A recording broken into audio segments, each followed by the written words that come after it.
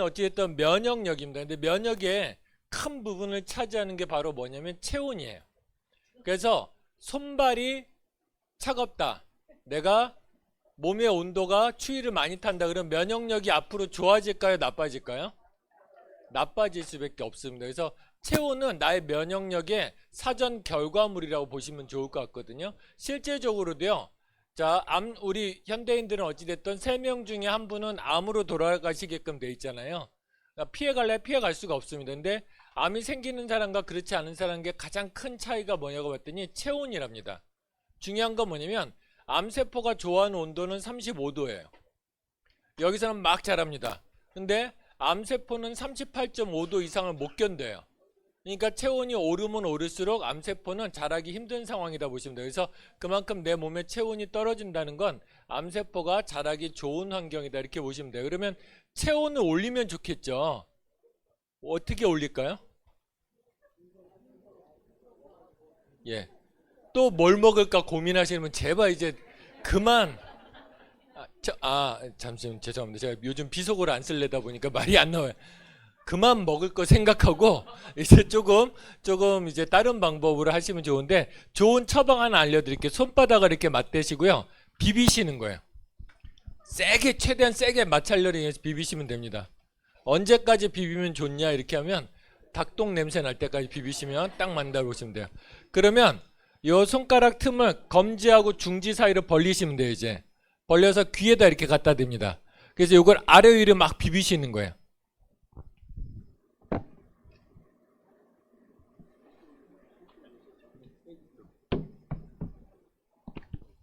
네, 이제 그만하시면 됩니다. 요거요 아무것도 아닌데 수시로 하면 체온이 실제로 올라갑니다. 그리고 손발 따뜻한 것들이 손발이 이제 따뜻하게 되거든요. 그래서 어떤 걸 먹는 거 이상의 기대 효과를 낼 수 있기 때문에 뭐든지 실천해야 되잖아요.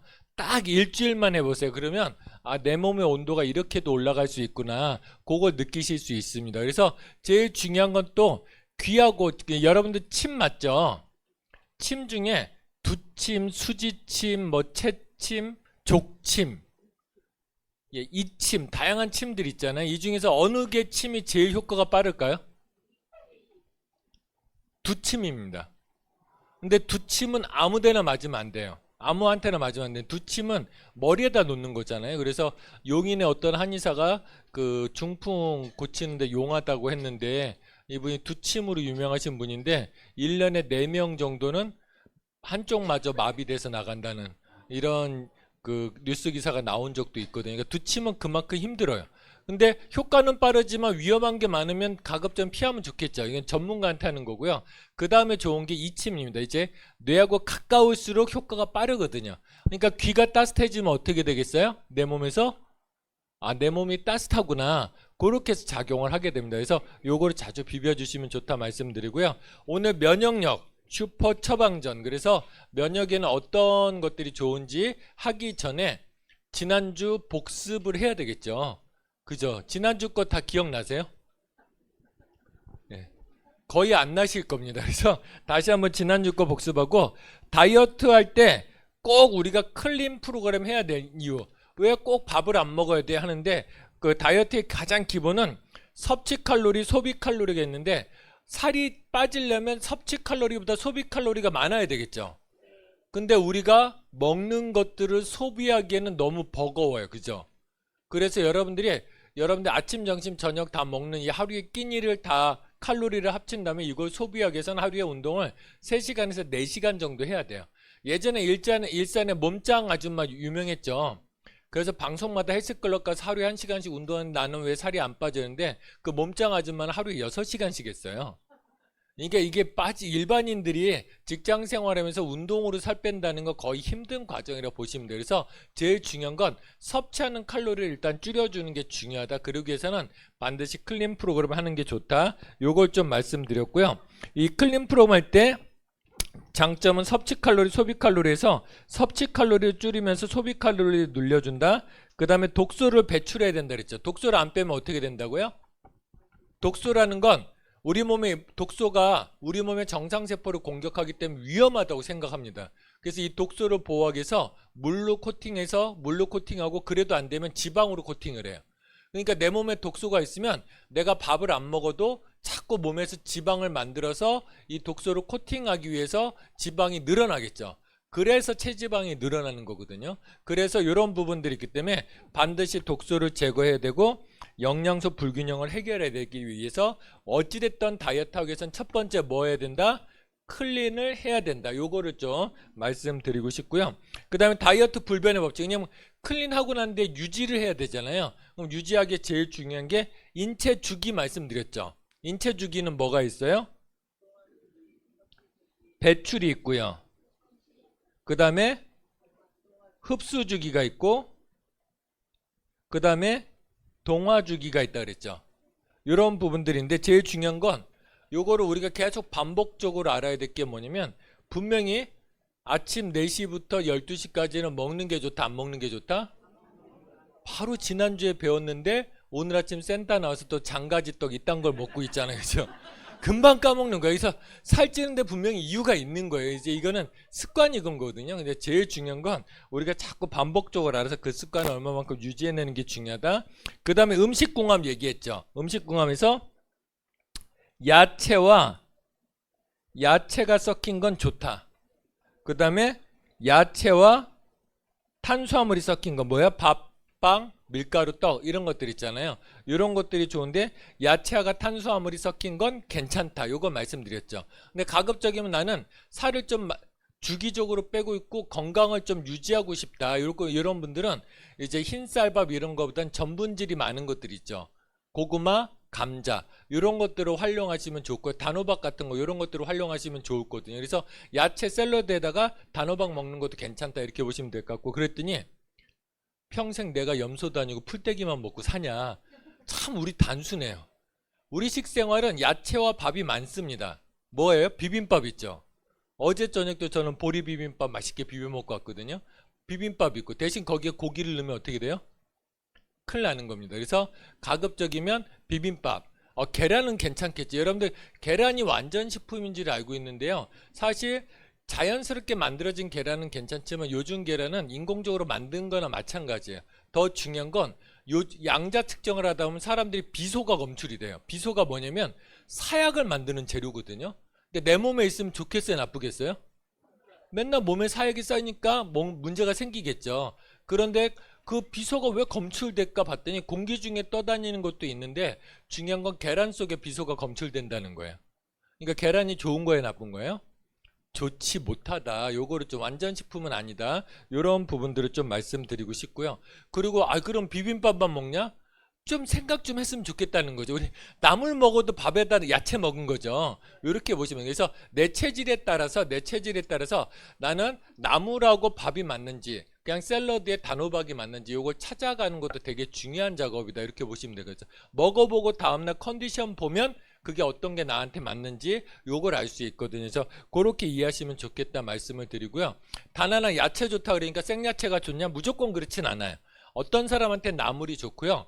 그 다음에 이 야채마다 조리 방법이 다릅니다. 자, 토마토는 그냥 먹는 게 좋아요? 익혀 먹는 게 좋아요?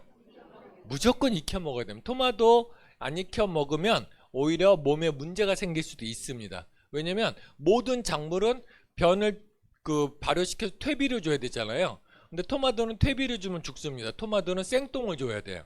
그러니까 성질이 강한 거거든요. 그래서 알러지가 있거나 이런 사람들한테 오히려 더 해로울 수가 있습니다. 그래서 알러지가 있거나 그런 사람들 토마토, 딸기 이런 것들을 좀 피하시면 좋거든요. 그래서 그런 것들도 있다. 그래서 십자화가 있어요. 그러니까 토마토, 양배추 이런 것들 있죠.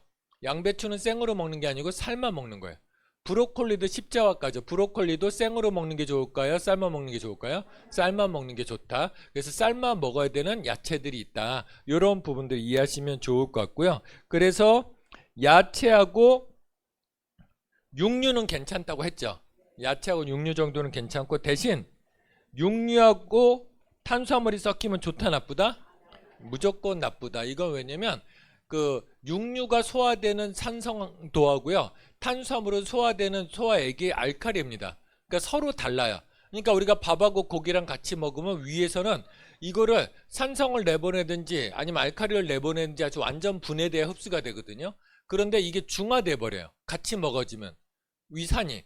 그러다 보니까 이게 완전히 흡수되겠어요? 안 되겠어요? 안 되고 찌꺼기가 장에 남아서 문제를 일으킨다 보시면 좋을 것 같습니다. 그러면 자, 육류하고 생선이 섞이면 어떨까요? 이건 죽는 겁니다. 그냥 골로 간다고 생각하시면 돼요. 그래서 우리 갈락탕 이런 것들 있잖아요. 맛은 좋지만 최악의 음식이다. 해신탕 이런 것들도 최악의 음식이다. 이렇게 보시면 좋을 것 같아요. 그래서 과가 다른 육류나 단백질이 섞이면 좋지 않다. 이렇게 보시면 될 것 같고요. 그랬더니 평생 고기 먹지 말아야 되냐 이렇게 했는데, 제가 말씀드리면 다이어트 기간 중간 몸이 아픈 기간은 고기를 섭취하는 게 좋습니다. 모든 치료의 기본 핵심은 몸이 아플 때는 육류를 피하는 게 정답입니다. 왜냐면 이따 설명드리겠지만 육류가 주는 피해가 막강하기 때문에 그렇거든요. 단백질은 소화되는 과정에 노폐물도 많이 나오고요. 그 다음에 이걸 처리하는 동안 에너지도 많이 써요. 우리 몸은 나라랑 똑같아 한정된 에너지 가지고 쓰거든요. 근데 한정된 에너지를 소화하는 데도 쓰고 에너지를 만드는 데도 쓰고 그 다음에 몸을 고치는 데도 씁니다. 그리고 면역체계가 훈련되는 데도 써요. 그런데 육류를 먹어버리면 이건 전부 다 에너지를 걷다 다 써버려요. 그러니까 실제적으로 몸의 활동 에너지가 적어져요. 이해되세요?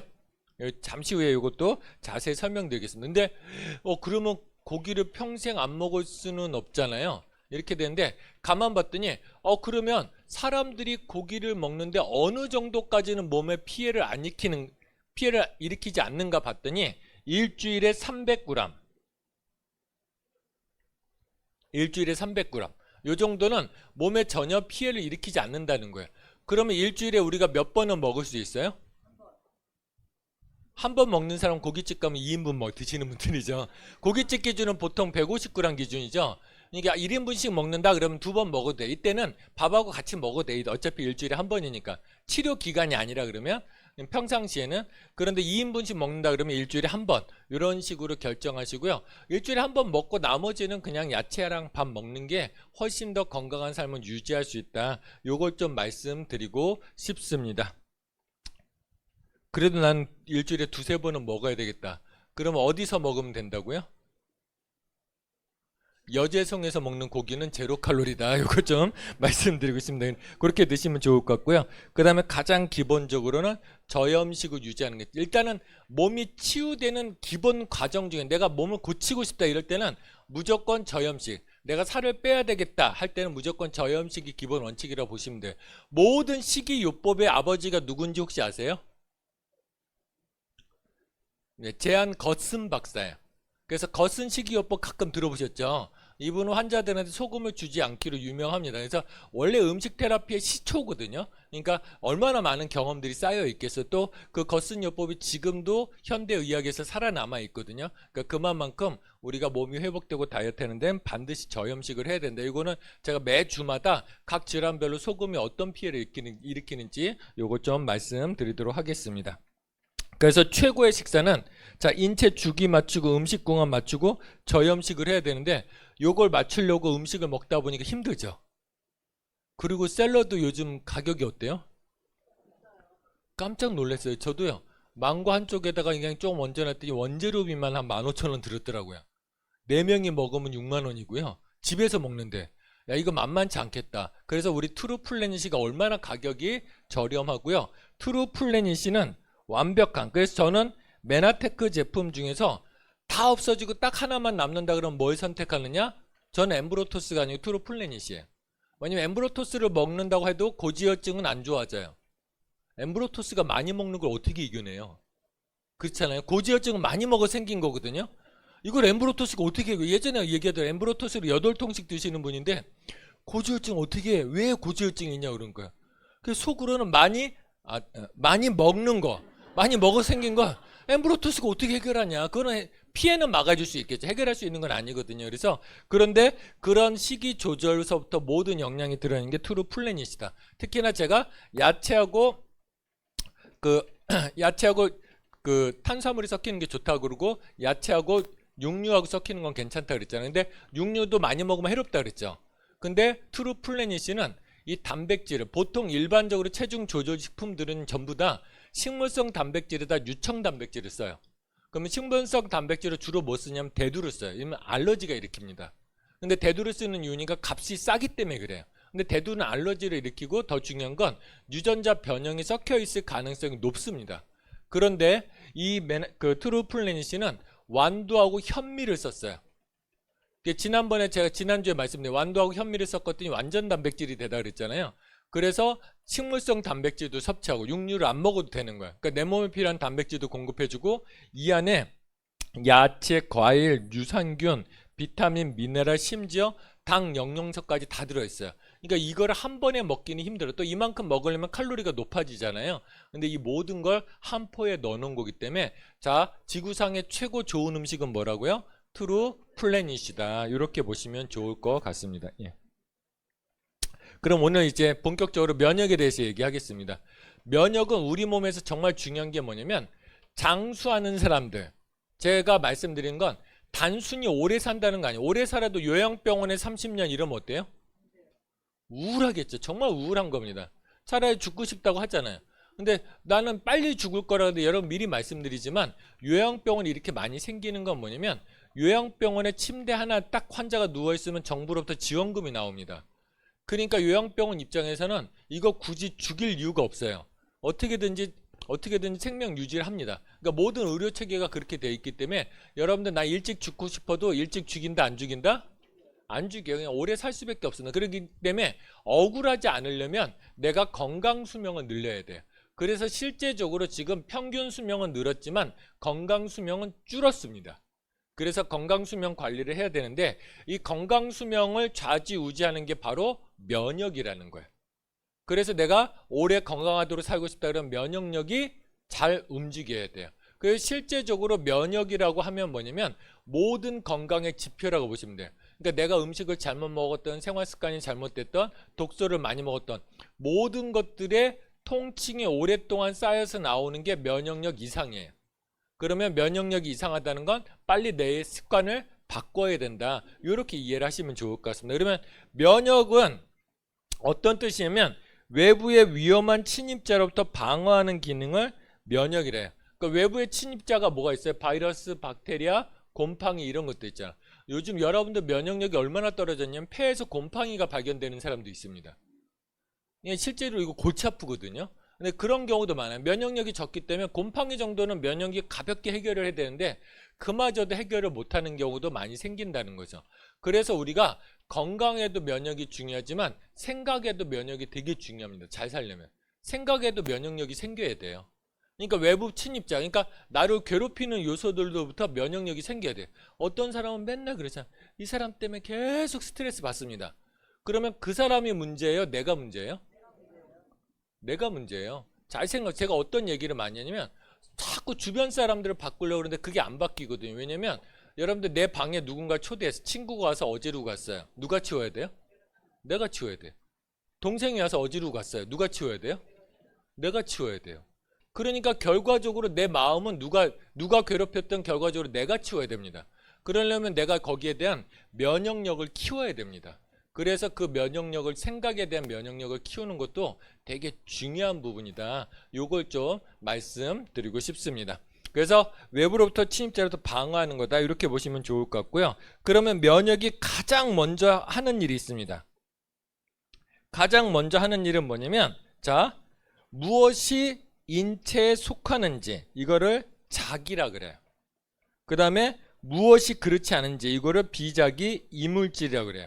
요거 좀 어렵죠. 요거 좀 풀어 설명하면 원래 우리 몸에 있어야 될 것들 있죠. 간은 우리 몸에 있어야 돼요? 없어야 돼요? 콩팥은 있어야 되죠. 면역물질은 있어야 되죠. 그러니까 원래 내 몸에 있어야 될 것들을 작이라 그래요. 이해되셨죠? 근데 원래 내 몸에 있으면 안 되는 것들 있죠. 바이러스 내 몸에 있으면 돼야 안 돼요? 안 되죠. 이거를 비작이라 그래요. 그러면 여러분들 바이러스도 있지만 미생물들도 있거든요. 미생물들은 유익균이 있고 유해균이 있고 중도균이 있어요. 그럼 우리 몸의 입장에서 볼 때는 유익균도 미생물이 내 몸에 있어야 되는 거죠. 중도균도 있어야 되죠. 유해균도 어느 정도는 있어야 되거든요. 그러니까 요거를 구별하는 거고 우리 몸이 진짜 기가 막히죠. 어떻게 이렇게 별의별 걸 다 구별할까? 눈도 없는데 그걸 구별해내는 일을 첫 번째 해야 되는 게 바로 면역이 하는 일이다, 이렇게 보시면 될 것 같아요. 그래서 면역이 정말 중요한 게 뭐냐면, 인지하는 게 먼저 중요한 게 뭐냐면, 예전에 러시아하고 미국하고 그 냉전 시대였잖아요.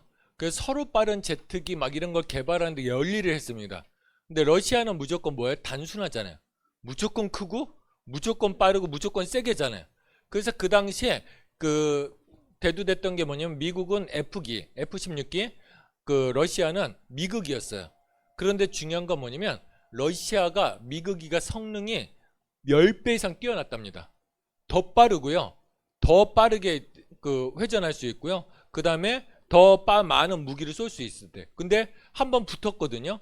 근데 중요한 건 F-16기 한 대가 미극이 5대를 격추한 거예요. 이게 뭐지? 당황한 거예요.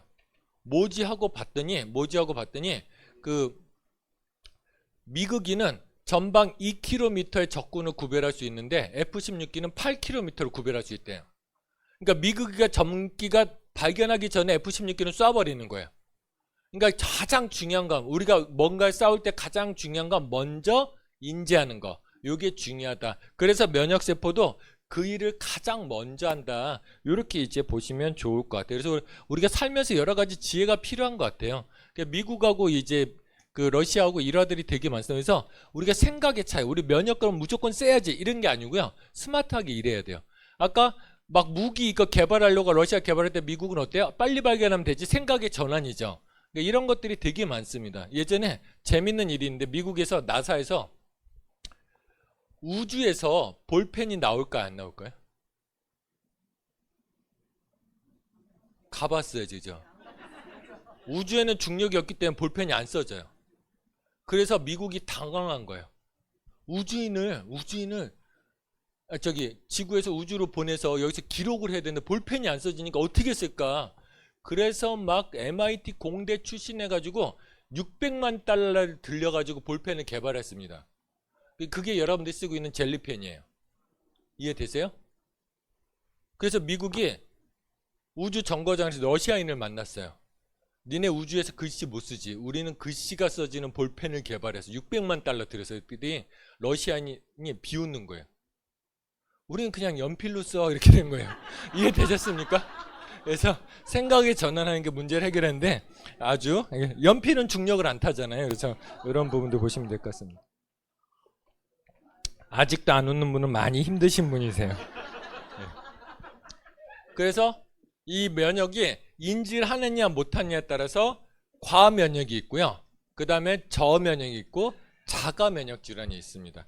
그래서 이 면역계, 그럼 면역이 이상이 있으면 홍삼이 좋아요? 면역이 홍삼이 좋아요, 나빠요? 좋습니다. 근데 중요한 건 뭐냐면, 홍삼은 면역 기능을 무조건 올리는 거예요. 그런데 현대인들이 앓고 있는 면역계 질환은 과면역도 있고 저면역도 있고 자가면역이 있어요.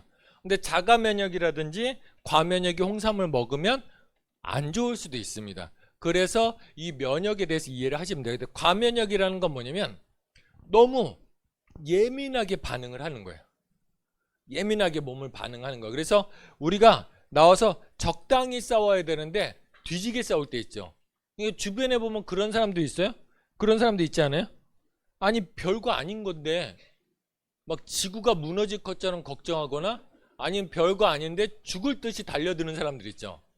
그런 사람들이 있어요. 그러니까 이런 것들이 어떤 차이냐 보면, 이게 바로 너무 면역 체계가 과하게 일을 해서 그런데, 이것도 오류가 생겨서 그래요. 어떤 오류냐? 자, 면역 체계는 적군과 악우를 아까 눈이 없다 그랬잖아요. 어떻게 구별하냐? 이 더듬이로 구별을 합니다. 세포의 더듬이가 10만 개씩이나 있어야 이게 정상적인 기능을 수행하거든요. 그런데 이 더듬이가 바이러스, 박테리아, 암세포만 인지하는 게 아니고 독소도 인지해서 배출하는 기능을 해요. 그러니까 해독도 어떻게 보면 면역의 일부라고 생각하시면 돼요. 여러분들 면역력이 좋은 사람들이 오래 사는데, 면역력이 좋은 사람들이 남들보다 젊어 보이거든요. 왜 그러냐면, 면역이 하는 일이 아까 나쁜 것도 있으면 그 물리친다 그랬잖아요. 근데 중요한 건 내 몸의 정상세포, 원래 내 거였어요. 근데 이게 노화되면 가야죠.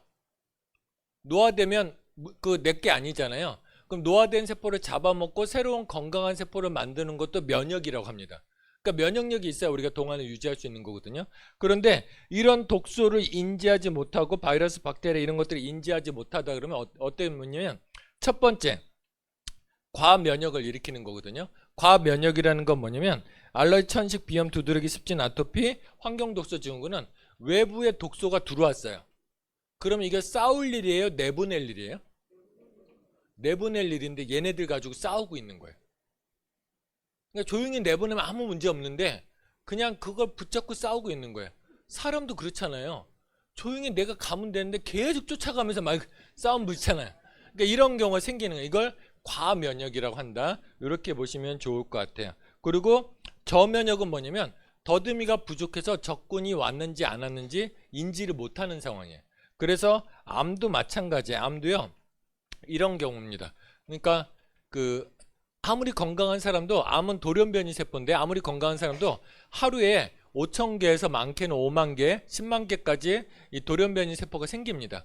그러면 이걸 몸에서 잡아먹으면 아무 문제가 없는데 인지하지 못하다 보니까 매일매일 잡아먹지 못하는 거예요. 그러면 잡아먹지 못하다 보면 얘네들이 계속 살아있겠죠. 근데 중요한 건 뭐냐면 암이 무서운 이유는 뭐냐면 모든 우리 몸에 있는 세포들은 수명이 다 있어. 위에 점막은 몇 시간 만에 죽고 몇 시간 만에 만들어집니다. 그러니까 엠브로토스 맞고 20년 묵은 체증이 가셨어요. 속이 편해져. 이런 사람들도 있잖아요. 이건 뭐냐면 점막이 빠르게 개선되기 때문에 그래요. 그리고 몸의 조직별로 뼈 같은 경우는 엠브로토스 먹었는데 뼈는 이렇게 빨리 안 좋아요. 뼈는 완전히 개체되는데 4년이 걸립니다. 물론 4년 먹어야 좋아진다는 거 아니에요. 그 전에 좋아지겠지만 느린 것들이 있습니다. 콩팥이 왜 고치기 힘드냐면 콩팥은 세포가 재생 주기가 정말 길어요. 그러니까 이런 부분들이 힘들어지는 겁니다. 그런데 암세포가 생기면 아까 어디 얘기하다 글러갔죠? 암세포는 근데 중요한 건 뭐냐면 모든 세포는 수명인데 암세포는 수명이 없어요. 심지어 내가 암이 있잖아요. 그럼 죽어서 관에 묻히고 한 달 후에 다시 해부를 해보면 몸은 다 썩어 있는데 암만 살아 있습니다. 그러니까 암은 좀비 세포라 그래요. 그래서 얘네들은 수명이 없이 계속 커져 나가기 때문에 문제가 있는 거예요. 그래서 이런 부분들이 있고요. 그 다음에 세균 감염, 바이러스, 박테리아, 특히 B형 간염, C형 간염, 항체 안 생긴다는 분들 있잖아요. 이런 분들도 신기한 게 뭐냐면 이건 평생 가져가야 되냐? 그렇지 않습니다. 여러분 B형 간염을 평생 가져간다는 건 핵폭탄을 가져가는 거예요. 왜냐면 B형 간염은 주로 간에 있잖아요. 간을 손상시킵니다. 근데 이게 항체가 없다는 건 언젠가 내가 컨디션이 떨어지거나 아니면 면역력이 떨어지면 얘네들이 언제든지 활동할 수 있거든요. 그럼 간세포가 파괴돼서 사망에 이르게 되는 아주 무서운 질환입니다. 그래서 B형 간염이 간경화, 간암, 다양한 것들을 일으키는데 중요한 건 이것도 면역 체계가 정상적으로 작동을 하면 항체가 생길까요? 안 생길까요? 생깁니다. 그래서 우리 중요한 건 뭐냐, 엠브로토스 꾸준히 먹으면 항체는 반드시 생성된다. 그 기간은 사람마다 차이는 있어요. 근데 적어도 1년 안에 다 생긴다 이렇게 보시면 좋을 것 같습니다. 근데 사람들은 이게 얼마나 중요한지 몰라요. 제 파트너 얘기거든요. 오늘 안 왔으니까 하는 얘기인데 이분이 간경화 말기로 되게 고생을 하셨던 분이에요. 클린하시고 막 좋아지셨어요.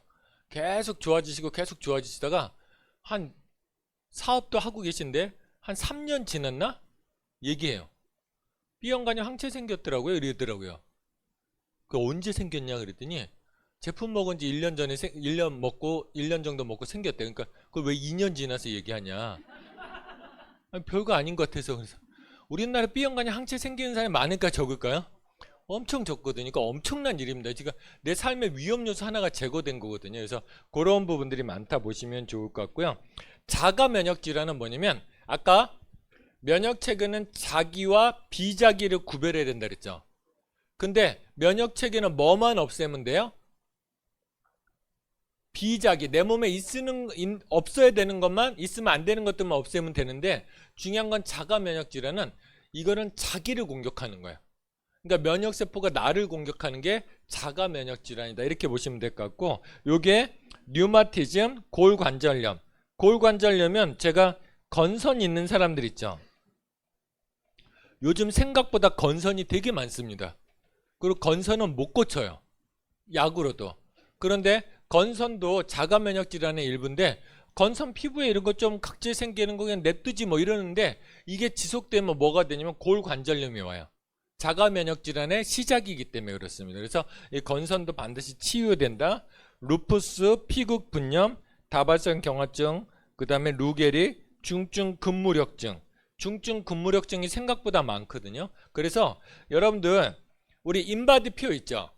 인바디표 오른쪽 밑에 보면 SMI 지수가 있습니다. 인바디표 그 오른쪽 하단부에 보면 SMI 지수라는 게 나와 있어요. 요게 남자는 7, 여자는 5 이하면 뭐가 생기는 거냐면 근감소증이 있다는 뜻이에요. 근육이 감소하고 있다는 뜻입니다. 그러니까 이런 분들은 어떤 우려가 있냐면 꼭 이렇다고 근무력증이 되는 건 아닌데 근육이 감소하고 있다는 건 근육이 무력화되고 있다는 거고 그쪽으로 갈 가능성이 있다. 이렇게 이제 보시면 좋을 것 같아요. 그래서 궤양성 대장염 이런 거 전부 다 자가 면역이다 이렇게 보시면 돼요. 면역 이제 이해되셨죠? 그래서 저한테 업라인들은 이렇게 묻죠. 이거 류마티스 관절염도 돼요? 다발성 경화증도 돼요? 그래서 다발성 경화증 사례를 보여주면 류마티스 사례는 없네요? 이렇게 얘기하잖아요. 근데 원인은 뭐예요? 자가 면역 똑같아요. 기전이 똑같습니다. 그러니까 자가 면역이 우리 면역세포가 이 내부 장기를 잡아먹냐 이러면 루푸스예요. 근데 연골을 잡아먹느냐? 그럼 류마티스예요. 이해되셨어요? 위치에 따라서 병명이 달라진다. 이렇게 보시면 좋을 것 같습니다. 그래서 면역체계는 어떻게 움직여지냐 봤더니 첫 번째 우리 인체 방어선을 면역체계라고 합니다. 또 이렇게 놨더니 이거 궁금해 하시는 분들이 있어요. 이거 뭘까요? 역시 배우신 분은 다른 하객진이에요. 그러니까 이순신 장군이 하객진으로 백전백승했잖아요. 그래서 그 하객진, 그러니까 이순신 장군처럼 우리나라 철통처럼 보호하자 의미에서 이렇게 했습니다. 나름 신경 많이 썼는데 아무도 감동을 안 하네. 네, 죄송합니다. 네. 그래서 인체 방어선은 첫 번째는 물리적 방어선이 있어요. 따라해 볼까요? 뭐요? 물리적 방어선. 두 번째는 백혈구. 그러니까 병원 가면 종합검사 때 백혈구 검사하고 이분이 혈액암이 있다 아니면 면역력이 좋다 나쁘다 얘기 많이 하잖아요. 그 다음에 항암하기 전에 꼭 무슨 검사를 해요? 피검사하면서 백혈구 검사를 합니다. 백혈구 수치가 너무 낮으면 항암이 못하겠네 이렇게 얘기를 하거든요. 그래서 이런 부분들도 있습니다. 그래서 그 다음에 세 번째는 림프 기관들이 있어요. 림프 기관들. 그래서 이 부분들에 대해서 하나씩 배워가도록 하겠습니다. 첫 번째 물리적 장벽은 뭐냐면 피부예요. 그 다음에 눈의 각막, 그 다음에 호흡, 배뇨관, 소화관, 배뇨관, 생식관 이것들을 전부 다 물리적 장벽이라는데 쉽게 말하면 점막이라고 생각하시면 돼요. 피부에도 점막이 있어요? 없어요? 그 점막을 우리는 뭐라고 표현하죠? 개기름. 개기름이라고 표현하죠. 이거는 비속어 아니죠. 두렵습니다. 아무튼 근데 피부에도 이 장막들이 있어요. 근데 우리가 물로만 쳐도 괜찮은데 이걸 너무 환경이 오염되다 보니까 또 세상에 바이러스 이런 것도 위험하다면 비누를 많이 쓰잖아요. 그러다 보니까 피부에 장막들이 벗겨지는 겁니다. 근데 주로 보면 비누라든지 이런 세제들이 주로 뭘로 되어 있어요? 알칼리로 되어 있습니다. 이 알칼리는 기름때를 제거해 주는 거예요. 그러니까 원래 피부가 피부를 보호하려고 1차 방어선이라고 그랬잖아요. 피부를 보호하려고 이 기름을 내보내는 거거든요. 유분이라고 그러죠. 근데 우리는 이걸 깨끗이 알칼리로 씻어내버린 거예요. 그럼 피부 입장에서 유분이 없으면 피부가 손상당했죠. 또 기름을 내보내려고 하는데 이 자극 요소가 없어요. 그래서 그럴 때 나오는 게 뭐냐면 모낭충입니다. 그러니까 모낭충은 언제 나온다고? 기름기가 너무 적을 때 나오는 거예요. 그러니까 모낭충이 나오면 피부에서 자꾸 기름을 내보내려고 애쓰다 보니까 몸이 살려고 모낭충이 나오는 거예요. 근데 우리 모낭충은 그런 기름기가 없으니까 피부에 기름기를 만들어주면 피부 보호막을 만들어주면 모낭충은 자연스럽게 없어지죠. 근데 우리는 뭐 해버려요? 모낭충이 있다고? 사람 심리가 있잖아요. 피부 이렇게 하는 데 가서 현미경으로 보여주는 네 얼굴에 이런 벌레가 기어다녀.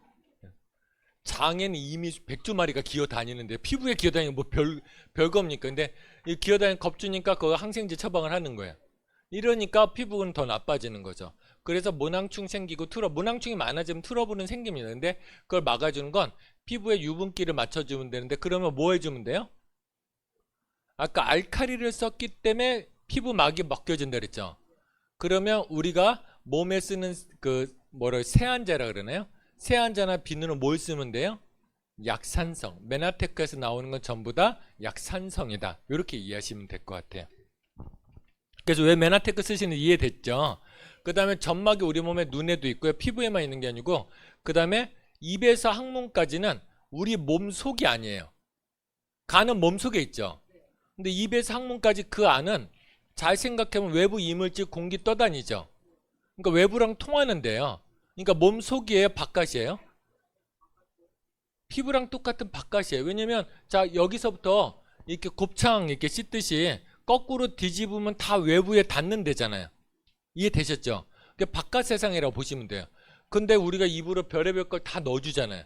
그러니까 이걸 보호하기 위해서는 항상 이 입에서부터 항문까지는 점막이라는 게 존재합니다. 근데 이 점막이 우리 몸의 1차 방어선이라고 보시면 돼요. 그래서 이 점막을 뭐라고 하냐면, 점막에 있는 면역 체계를 뭐라고 하냐면 수지상 세포라 그래요. 그러니까 그냥 이런 것만 이따 알아두시면 돼요. 수지상 세포가 뭐 하냐면 외부에서 바이러스 박테리아가 딱 들어와요. 코로 먼저 들어오겠죠. 코로 들어오면 코 속에 있는 점막에서 그걸 인지합니다. 인지해가지고 이거를 인지하자마자 싸우는 게 빠를까요? 내보내는 게 빠를까요? 내보내는 게 빨라. 그래서 콧물이 나오는 거예요. 그러니까 우리 어렸을 때 손수건 차고 다닐 정도 콧물 많이 흘렸잖아요. 다 그러고 다녔거든요. 근데 요즘 콧물 나오면 어때요? 아픈가다. 약을 넣어서 집어넣어 버리죠. 그러니까 얘네들이 빨리 나올 수 있어요? 오래 가요? 오래 갔으면 내보낼 걸 자꾸 안으로 집어넣다면 문제가 되는 거예요. 그래서 우리 콧물이 나오고 눈물이 나오고 이런 것들은 다 자연스러운 면역 반응이다. 이렇게 이해하시면 좋을 것 같습니다. 그러면 내가 점막이, 물리적 점막이 약한지 어떻게 하냐? 양자 측정기 보시면, 양자 측정기에 면역계를 보시면, 면역계에 보시면 호흡기 면역 지수 있고요, 위장관 면역 지수 있고 점막 면역 지수 있죠. 이런 것들이 떨어져 있으면 점막이 다 약한 거다. 이렇게 이해를 하시면 좋을 것 같아요. 그러면 이러한 점막을 위해서 뭐가 좋냐? 첫 번째는 엠브로토스입니다. 점막은 뭘로 되어 있냐면 당사슬로 되어 있습니다. 그 당사슬이 아까 세포의 더듬이 보셨죠? 세포의 더듬이가 많아지면 그 사이사이로 물이 붙어요. 물이 붙어가지고 점막을 만들어내는 거거든요. 그래서 점막 생성에 가장 도움되는 건 엠브로토스다. 이렇게 보시면 될 것 같아요. 엠브로토스를 많이 먹으면 좋겠지만 나 이거 감당할 형편이, 난 한 통뿐이 못 먹는다. 그러면 점막을 생성되는데 도움되는 것들을 먹어주면 좋겠죠. 점막 생성되는데 도움되는 가장 빠른 건 마입니다. 이해되셨어요? 그래서 마를 드시면, 마는 이렇게 갈아보시면 아시잖아요. 끈끈하잖아요. 그래서 그 마를 이용하시면 좋고요. 그 다음에 점막 생성에 마 다음으로 도움이 되는 게 뭐냐? 그 양배추예요. 근데 양배추 먹었더니 속쓰리던데, 아까 양배추는 삶아 먹는다, 생으로 먹는다? 삶아 먹을 때 점막 생성에 도움이 된다. 이렇게 이해를 하시면 좋을 것 같아요. 우리 또 건강에 대해서 공부를 너무 많이 해서 그렇잖아요. 양배추는 땅에 있는 중금속을 다 흡수한다는데요? 너무 많이 알아서 문제예요. 근데 양배추는, 우리 양배추 재배하는 데는 그 첫 재배하고 나서 그 양배추는 다 버립니다. 농부들도 이미 알고 있어요. 다 빨아들이면 양배추가 땅속에 그 중금속을 다 빨아들였으면 그 다음 재배할 때는 안전해야 안전하지 못해요? 안전하겠죠. 그래서 우리는 안전한 양배추를 먹는다. 이해하시면 좋을 것 같습니다. 그 다음에 점막 기능을 강화시키는 게 메나C라는 제품입니다. 그래서 메나C는 제품은 사포닌이, 인삼사포닌이 많이 들어있는데, 사포닌도 당 영양소 중에 하나거든요. 그래서 사포닌은 당 영양소가 이렇게 사슬로 묶여 있는 거라고 보시면 좋을 것 같아요. 그래서 이 그 사포닌 성분들이 점막 생성에도 도움이 됐지만, 메나C는 요것도 있지만 메나C 중에는 4종류의 허브가 있습니다. 허브가 페퍼민트, 레몬 버베나, 바카이, 세이지, 이런 것들이 있는데, 요 허브들의 특징이 뭐냐면, 첫 번째는 뭐냐면 살균 작용을 해요. 그래서 우리 고기 먹을 때 그 뭐하죠? 허브 같은 거 가끔 뿌려 먹잖아요. 이런 것들이 살균 작용을 하는 거예요. 왜냐면 외국은 스테이크를 다 익혀 먹지 않잖아요. 핏기만 없애고 먹잖아요. 그래서 이런 균들이 있을까봐 살균 작용을 해서 허브 같은 걸 먹는 거예요. 그래서 여러분들 그 소화기관 약간 아까 점막이 약하신 분들의 특징이 뭐냐면 여름철 되면 또 을왕리 가서 제가 이렇게 섞어 먹는 거 좋지 않아도 조개구이에 삼겹살 구워 먹잖아요. 근데 똑같이 조개 먹었는데 나만 탈나는 사람들 있죠. 점막이 약한 거거든요. 그러니까 그렇게 나는 평상시에 탈이 잘 난다 이런 사람들은 그렇게 조개구이 먹기 전에 뭘 먹으면 도움이 되겠어요? 메나씨를 먹으면 메나씨 속에 허브 성분들이 살균 작용을 해준다. 이렇게 보시면 돼요. 그래서 메나씨가 초기 감기나 초기 바이러스 질환에 잘 듣습니다. 아까 얘기했듯이 코라든지 눈 각막이라든지 이런 데로 먼저 들어온다 그랬잖아요. 먼저 들어올 때 점막 속에 이런 허브 성분들이 있으면 빨리 그 자체에서 들어오기 전에 살균해버리니까 가장 빠르게 예방할 수 있어요. 그래서 우리가 환절기에 감기 잘 걸린다는 사람들은 뭐를 드시면 좋다 그랬어요. 메나씨가 도움이 된다 이렇게 이해를 하시면 좋을 것 같고요. 이 네 가지 허브가 살균 작용만 하는 게 아니고 자양강장 작용을 합니다. 그래서 자양강장 작용을 하는데 이건 뭐냐면 기운을 준다는 거거든요.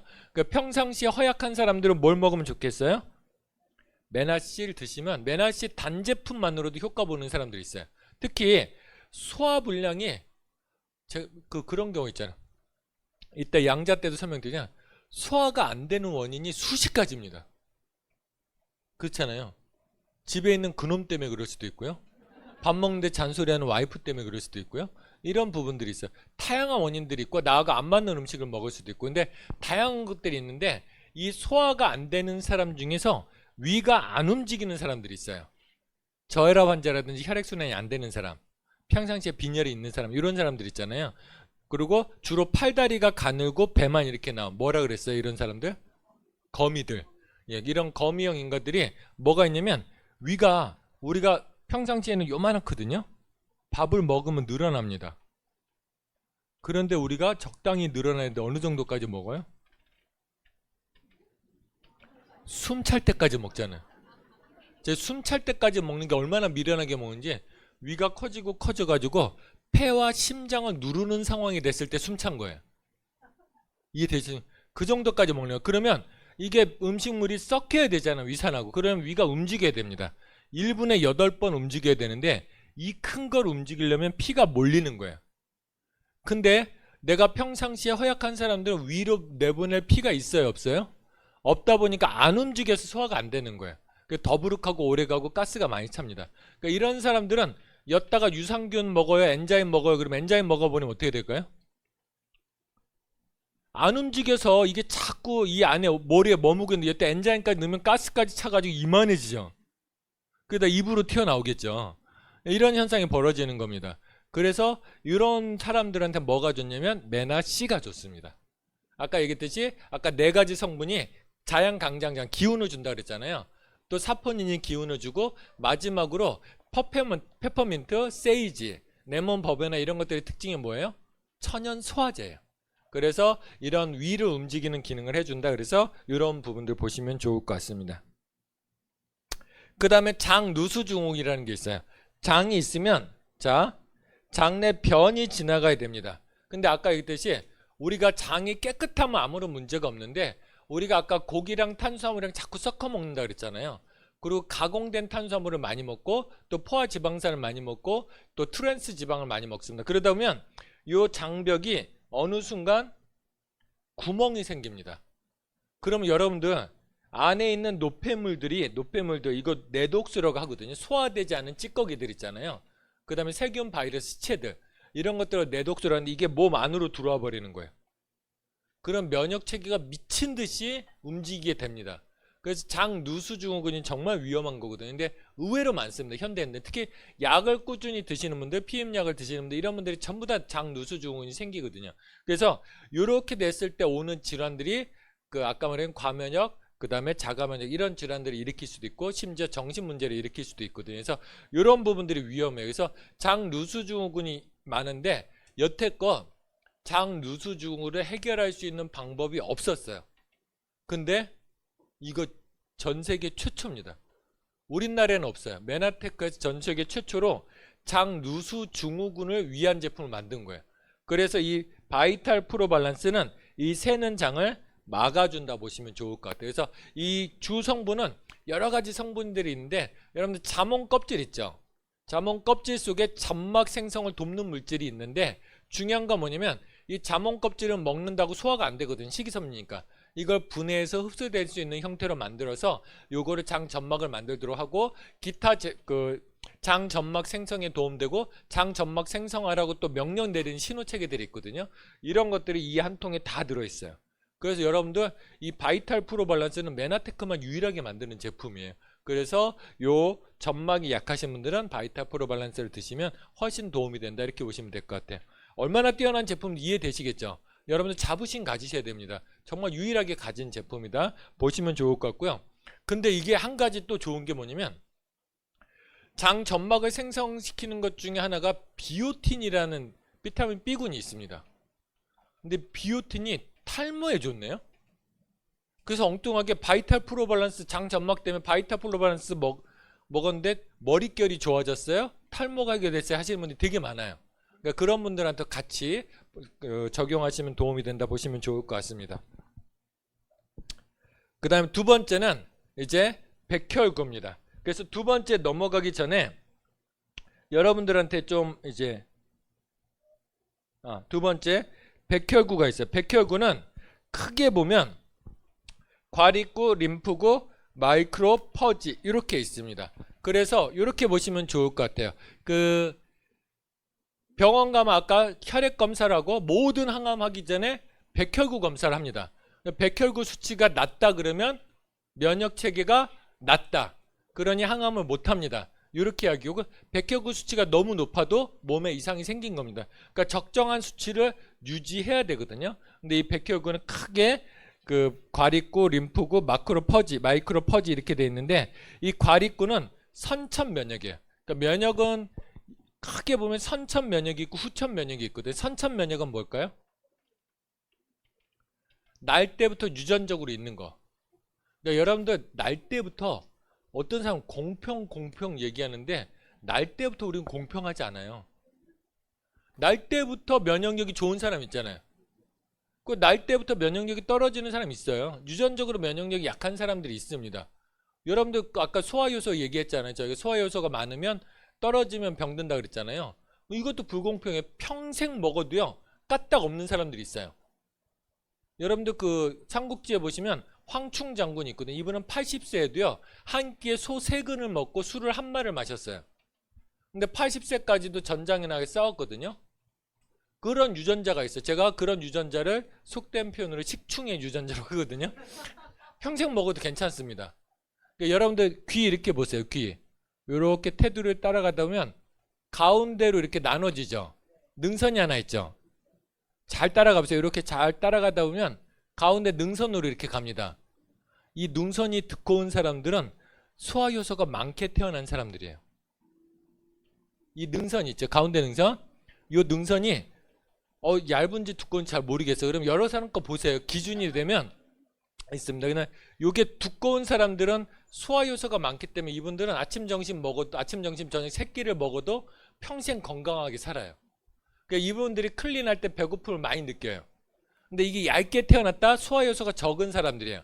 그러니까 이런 사람들은 많이 먹으면 몸에 바로 영양을 준다. 이렇게 이제 보시면 좋을 것 같습니다. 이해됐습니까? 그래서 그런 그 차이가 있다. 그래서 제일 중요한 건 뭐냐면 그럼 나는 불공평하게 태어났으니까 포기하고 살아야 돼. 그게 아니에요. 약하게 태어났으면 그 부분을 강화시키면 되죠. 그리고 강하게 태어났으면 그 부분을 강조하면 되는 거고. 그래서 그런 부분들. 그래서 먼저 나를 아는 게 중요하다. 이 부분들을 말씀드리고요. 지금까지 해도 머리가 또 아프잖아요. 그래서 우리 15분만 휴식하고 정확히 35분에 다시 이 자리에 뵙도록 하겠습니다.